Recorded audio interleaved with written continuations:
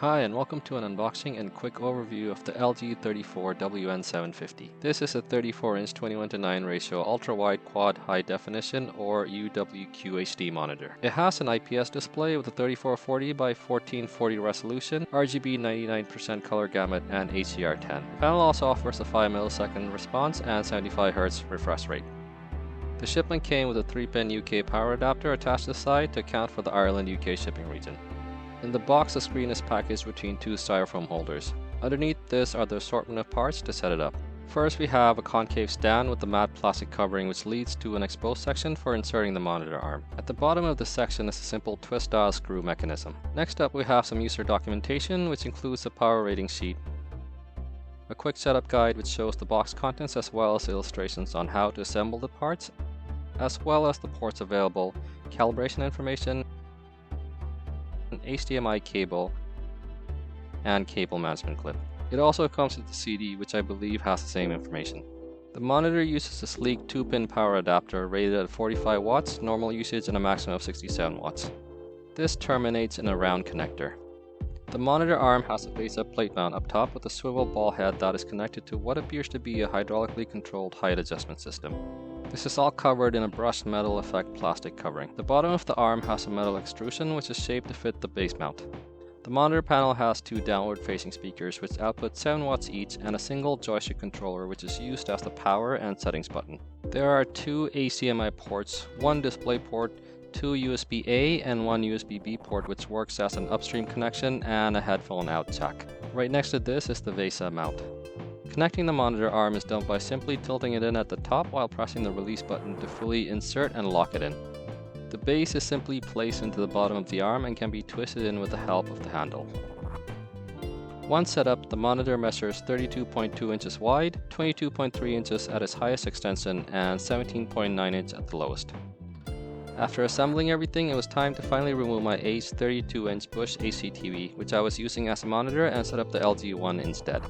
And wouldn't you know it, it wasn't working, which was quite annoying as I was more than anxious to move on to a real monitor and not an old school TV.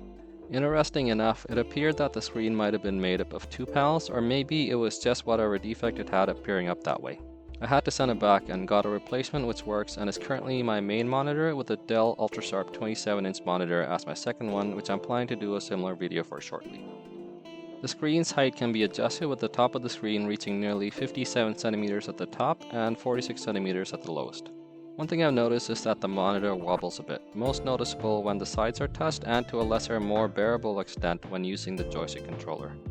The screen can be tilted on the stand, however even at the lowest height the screen's top would be around the same level as your eyes, and the only real use I can see for this is someone were sitting in an elevated position looking down.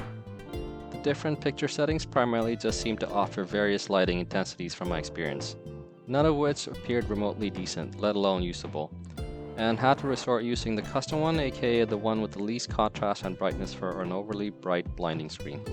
I tried to capture the different lighting options available through the picture settings, however using the camera it's hard to discern just how garish it is, and using OBS to record the screen while cycling through just shows the same screen, which leads me to wonder whether OBS is getting the info straight from the graphics driver. The settings menu is navigated using the joystick, which is tricky to get used to and can lead to accidentally exiting to a higher menu level. There's a quick setting area which highlights the main categories, picture settings which allows changing the response time although there's no indication of the amounts, AMD FreeSync to prevent screen tearing which can typically happen on higher resolution and larger panels for fast moving imagery, and general settings for some common monitor controls. There's a handy section which shows the total hours the monitor has been used as well as the current resolution and screen rate.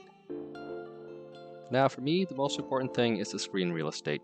You can have a full 1920 by 1080 size window, which is a typical monitor resolution if you're using a laptop screen, plus an additional window of 1515 pixels wide right next to it. By using the full screen width, you'll have access to way more in program views, which is handy for editing video timelines as well as other menus and options, such as larger screen previews. I mainly use my programs with the main program taking up 75% of the screen, and other items I'll need for instant access taking up the remainder. The height of the screen is overlooked, however it offers 25% more than a 1920 by 1080 screen, meaning more lines can be seen without needing to scroll. One key use for this monitor is when it comes to office work, as you can easily have two full-size views of the same Word document for easy editing with different views of the same document. The full width plus the extra vertical space means it's great for going through Excel sheets as well. The resolution and the screen size means that you don't need OS rescaling and everything can be comfortably seen without straining or having to lean closer. Speakers deliver a good output level and quality while using the computer and PS5. However, some applications on the PS5 seem to cap the audio at a certain level no matter how high you turn the volume up. For example, games and YouTube are at normal sound levels, but when you switch to Netflix or Disney at the same level, it sounds so much lower. There is no auto switching between sources when one source is turned off. The monitor also slips into a micro sleep mode if you don't switch it to another source right after the one you're using is turned off. It's not a deal breaker, but it is annoying having to wait a couple seconds after that to try and wake up the menu. There is no picture-in-picture, although when on the input selection screen there is what appears to be a preview window of the source, but nothing ever appears there. The wide format means there's more pixels, and the increased pixel density makes the view experience less ideal as things are much smaller from the same range as, say, viewing a 32-inch 1080p TV. This makes it less immersive and not suitable for a cinematic experience from a distance. The LG 34 WN750 does have a few quirks which I'm not a fan of, and it also doesn't include USB-C, being a model from 2020. However, this means it's a great price point when compared to similarly priced monitors. So if you're looking for an upgrade from your traditional full HD screen for more screen space, or don't want to go over to a 2-screen setup, this is the monitor for you. It's a great price with decent quality and functionality. Let me know in the comments if you use this monitor and how it fares from your experience. Don't forget to like, share, and subscribe to my channel while you're here. Thank you for watching. Goodbye.